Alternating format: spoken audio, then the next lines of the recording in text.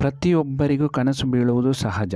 ಕನಸಿನಲ್ಲಿ ನಮಗೆ ಬೇರೆ ಬೇರೆ ವ್ಯಕ್ತಿಗಳು ಕಾಣಿಸುತ್ತಾರೆ. ಸತ್ತ ವ್ಯಕ್ತಿಗಳು ಕನಸಿನಲ್ಲಿ ಕಂಡರೆ ಏನು ಅರ್ಥ, ಇದು ಯಾವ ಸಂಕೇತವನ್ನು ನಮಗೆ ನೀಡುತ್ತದೆ ಎಂಬುದನ್ನು ತಿಳಿಯೋಣ. ಅದಕ್ಕೂ ಮುನ್ನ ನೀವಿನ್ನೂ ನಮ್ಮ ಚಾನಲನ್ನು ಸಬ್ಸ್ಕ್ರೈಬ್ ಮಾಡಿಲ್ಲ ಅಂದರೆ ದಯವಿಟ್ಟು ಸಬ್ಸ್ಕ್ರೈಬ್ ಮಾಡಿ ಹಾಗೂ ನಮ್ಮ ಮುಂದಿನ ಹೊಸ ವಿಡಿಯೋಗಳ ಅಪ್ಡೇಟ್ಗಾಗಿ ಪಕ್ಕದಲ್ಲಿರುವ ಬೆಲ್ ಬಟನ್ ಪ್ರೆಸ್ ಮಾಡಿ. ನಿಮ್ಮ ಅನಿಸಿಕೆಗಳನ್ನು ಕಾಮೆಂಟ್ಸ್ ಮೂಲಕ ನಮಗೆ ತಿಳಿಸಿ.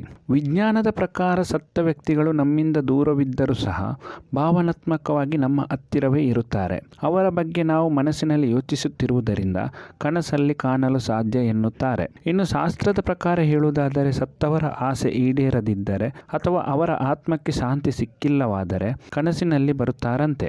ಇನ್ನು ಸತ್ತವರು ಕನಸಿನಲ್ಲಿ ಬಂದರೆ ಏನು ಶುಭ ಮತ್ತು ಅಶುಭ ಫಲಗಳಿವೆ ಎಂದು ಹೇಳುವುದಾದರೆ, ಪ್ರೇತಾತ್ಮದೊಂದಿಗೆ ಮಾತನಾಡಿದಂತೆ ಕನಸು ಕಂಡರೆ ನಿಮ್ಮ ಮನಸ್ಸಿನ ಇಂಗಿತಗಳು ಬಹುಬೇಗನೆ ಈಡೇರುತ್ತದೆಯಂತೆ. ಸತ್ತ ವ್ಯಕ್ತಿಯನ್ನು ಶವಪೆಟ್ಟಿಗೆಯಲ್ಲಿ ಅಥವಾ ಚಿತೆಯಲ್ಲಿರುವಂತೆ ಕಂಡರೆ ಅಪಘಾತವಾಗುವ ಸಂಭವವಿದೆ ಎನ್ನುವ ಸಂದೇಶವನ್ನು ನೀಡುತ್ತದೆಯಂತೆ. ಶುದ್ಧವಾಗಿ ಶುಚಿಯಾಗಿರುವ ಸಮಾಧಿಯನ್ನು ಕನಸಿನಲ್ಲಿ ಕಂಡರೆ ಅದೃಷ್ಟದ ಬಾಗಿಲು ತೆರೆಯುವ ಸೂಚನೆಯಂತೆ. ಪ್ರೇತಾತ್ಮದ ಜೊತೆ ಸ್ನೇಹಿತರಾಗಿರುವಂತೆ ಕನಸು ಕಂಡರೆ ವ್ಯಾಪಾರ ವ್ಯವಹಾರದಲ್ಲಿ ಅಭಿವೃದ್ಧಿ ಹೊಂದುವ ಮಾಹಿತಿಯನ್ನು ನೀಡುತ್ತದೆಯಂತೆ. ಸತ್ತ ಸಂಬಂಧಿಕರು ಅಥವಾ ಪಾಲಕರು ನಮ್ಮ ಕನಸಿನಲ್ಲಿ ಕಾಣಿಸಿಕೊಂಡರೆ ಮುಂದಿನ ದಿನಗಳಲ್ಲಿ ತೊಂದರೆ ಉಂಟಾಗುತ್ತದೆ ಹಾಗೂ ಸಮಸ್ಯೆಯಿಂದ ಪಾರಾಗುವ ಮಾರ್ಗವನ್ನು ಕಂಡುಕೊಳ್ಳಬೇಕೆನ್ನುವ ಮಾಹಿತಿ ನೀಡುತ್ತದೆಯಂತೆ. ಮೃತರಾದ ತಂದೆ ತಾಯಿಯೊಂದಿಗೆ ಮಾತನಾಡಿದಂತೆ ಕನಸು ಕಂಡರೆ ಕುಟುಂಬದ ಏಳಿಗೆಯನ್ನು ಸೂಚಿಸುತ್ತದೆಯಂತೆ. ಇನ್ನು ಮೃತಪಟ್ಟ ಹಿರಿಯರು ಪದೇ ಪದೇ ಕನಸಿನಲ್ಲಿ ಕಾಣುತ್ತಿದ್ದರೆ ಹಿಂದೂ ಶಾಸ್ತ್ರದ ಪ್ರಕಾರ ಅವರ ಆತ್ಮಕ್ಕೆ ಮೋಕ್ಷ ದೊರೆತಿಲ್ಲ ಎನ್ನುವ ಅರ್ಥ ನೀಡುತ್ತದೆಯಂತೆ. ಅವರ ಹೆಸರಿನಲ್ಲಿ ಶ್ರಾದ್ದ ಅಥವಾ ಪೂಜೆ ಮಾಡಬೇಕು ಎನ್ನುವ ಮಾಹಿತಿಯನ್ನು ನೀಡುತ್ತದೆಯಂತೆ.